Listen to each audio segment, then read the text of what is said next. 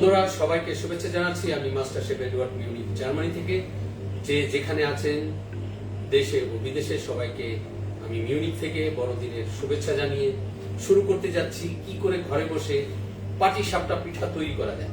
আমার মনে হয় এই পিঠাটি সবাই তৈরি করতে পারেন, তবু আজকে আমি যেভাবে তৈরি করি সেইভাবে আমি দেখানোর চেষ্টা করছি। মনে হয় আপনাদের ভালো লাগতে পারে। তো এই পাটিসাপটা পিঠা বানানোর জন্য সবচেয়ে প্রথম যেটা আমি করব, এখন আমি এর মধ্যে একটা পাত্র রেখেছি, এর মধ্যে ক্রিম অর্থাৎ কফি ক্রিম অর্থাৎ এই দুধটা অলরেডি পাকানো, তো সেই দুধটা ঢেলে দিচ্ছি। এটা দিয়ে আমি একটা ক্ষীরা বানাবো, আর কি ক্ষীরা বলে, যাকে ক্ষীরা বানানোর জন্য আমি 650 মিলিলিটার কনডেন্স মিল্ক অথবা দুধ, রান্না করা দুধ ঢেলে দিলাম। 150 মিলিগ্রাম অর্থাৎ আমি চিনি ঢেলে দিলাম। চালের গুঁড়ো নিয়েছি 350 গ্রাম ঢেলে দিলাম।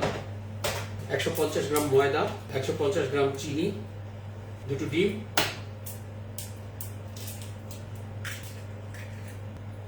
কর্নফ্লাওয়ার,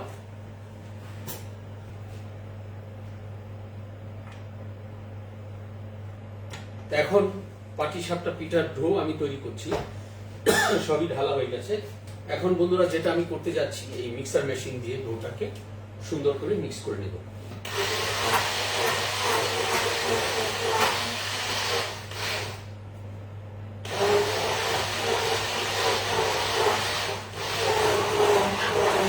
বন্ধুরা আমার পাটিসাপটা পিঠার ডো একদম ফার্স্ট ক্লাস তৈরি হয়ে গেছে। সো ইউরোপে বসে যদি পাটিসাপটা পিঠা ঘরে বসে তৈরি করা যায়, কি না মজা হয়।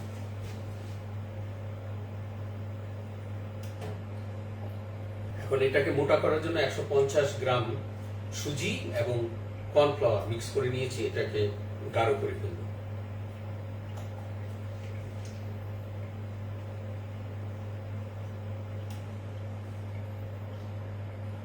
বন্ধুরা একেবারে পারফেক্ট হয়েছে। এখন আমি কিছুক্ষণের জন্য এটাকে আগুন থেকে নামিয়ে নিলাম।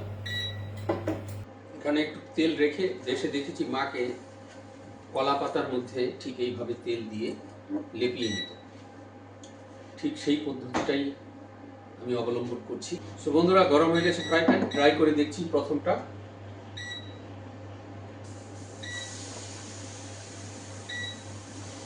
এদিকে আরেকটা ফ্রাই প্যান রেখে দিচ্ছি, এখানেও ট্রাই করি কেমন হয়।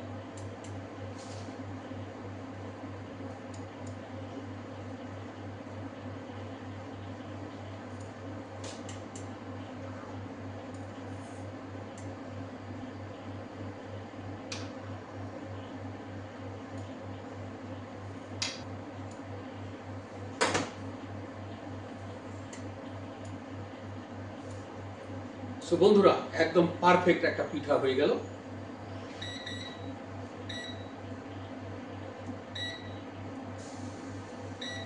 দেখুন আমার পিঠা অনেকগুলি আমি তৈরি করে ফেলেছি।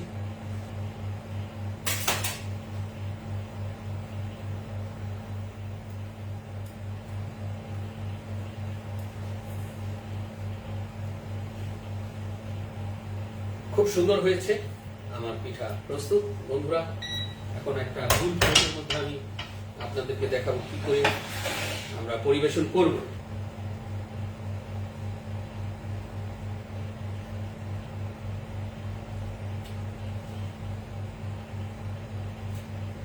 বন্ধুরা দেখতেই পাচ্ছেন আমার পাটিসাপটা পিঠা পরিবেশনের জন্য প্রস্তুত হয়ে গেছে। সবাই ভালো থাকবেন এবং সুস্থ থাকবেন। আবারও দেখা হবে নতুন কোনো রেসিপি নিয়ে।